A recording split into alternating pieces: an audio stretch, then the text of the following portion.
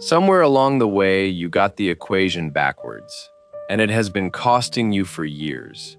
You decided that if you were good enough, easy enough, useful enough, understanding enough, then love would stay. So you built yourself into someone worth keeping. And the strange, terrible result is that you built a woman who is very easy to leave. That sentence is going to sit uncomfortably for a minute. Let it, because look at what being easy actually produced. You stopped saying when something hurt, so he never had to change anything. You made yourself available at short notice, so he never had to plan. You forgave quickly, before an apology arrived, so he never had to sit in the discomfort of having wronged you. You handled your own hard days quietly, so he never had to learn how to hold you through one. Every one of those was an act of love, and every one of them removed a reason for him to stay. A man does not build a life around a woman who costs him nothing. He builds a life around a woman he has invested in. That is not a trick of male psychology. It is how people work, all people. We treasure what we have poured into. You gave him a relationship that required no pouring, and then you wondered why he held it so lightly. Nobody taught you this. You learned somewhere young that love was a wage, maybe from a home where peace depended on you being no trouble.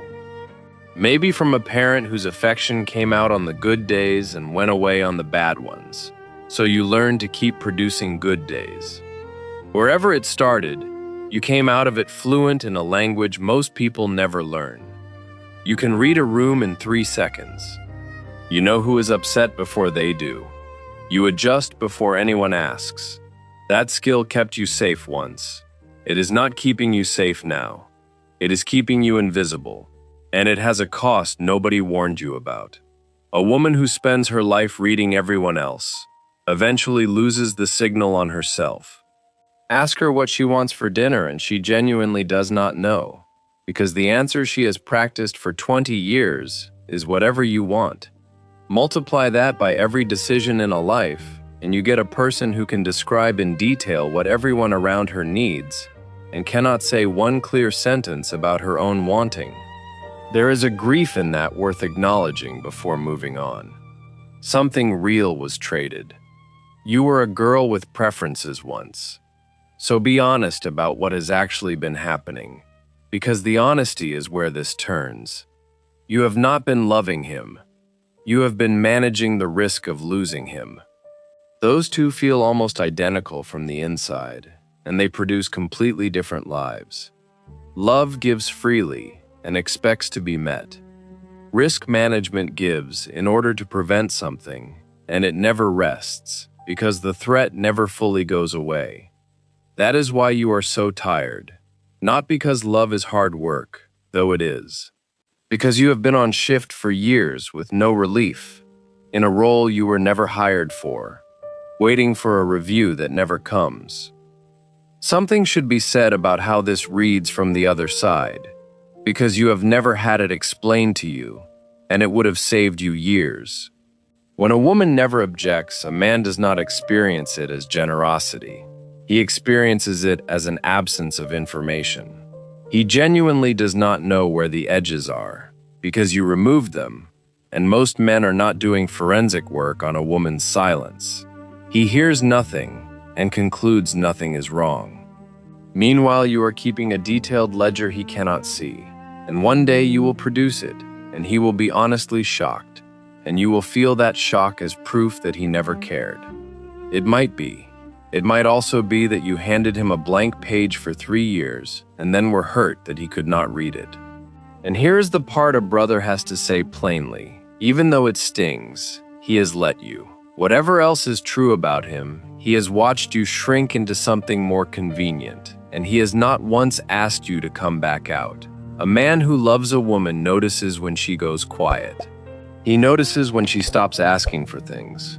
He gets uneasy when she becomes too accommodating, because he knows something is being paid for somewhere, and he does not want her paying it. There is a scene worth sitting inside for a moment. Jesus came to a house in a village, and a woman named Martha welcomed him in. She had a sister, Mary, who sat down at his feet and listened to him talk. Martha did what a good hostess does. She worked. The text says she was distracted with much serving, and eventually she could not hold it in, and she came out and said it. And notice who she said it to. She did not say it to her sister. She went to Jesus and asked whether he even cared that she had been left to do all of this alone, and told him to make Mary help. That is the sound of a woman who has been serving for hours and is starving for someone to notice. And he did not shame her. That is the first thing to see. He said her name twice, the way you do with someone you love who is spinning. Martha, Martha. Then he told her she was anxious and troubled about many things, and that one thing was needed, and Mary had chosen the good portion, and it was not going to be taken away from her. Look carefully at what was actually being corrected. Not her work. Serving is not a sin, and hospitality is not a failure. What he named was the anxiety underneath the serving, the state of a woman who had turned a gift into a proof, who was so busy earning her place in the room that she was missing the one person in it worth being with. Mary was not more talented than her sister. Mary was not more useful that day. Mary was simply willing to receive instead of perform, and that turned out to be the thing that could not be taken from her. And notice where Mary was sitting, at his feet, in the posture students took, in a culture where that was not the expected place for a woman to be. She was not being passive. She was taking a seat she had every right to, and not everyone would have handed her. Receiving is not the easy option. It is the frightening one. Anyone can stay busy. You have been Martha in every relationship you have had. Not because you love serving, though you might. Because sitting down feels dangerous. If you are not producing something, what is keeping anyone here? Something has to be said clearly here, so it is not missed. You have never once had to earn the love that actually holds you. Scripture puts it as plainly as it can be put. God showed his love while we were still in the wrong, not after we got it together. The whole point of grace is that it arrives before the performance, which means it cannot be lost by a bad week. If the highest love in existence does not run on merit, then a love that does run on merit is not the highest kind of love. It is a transaction with a nicer name. Now think about what changes when you stop paying. You will become less convenient.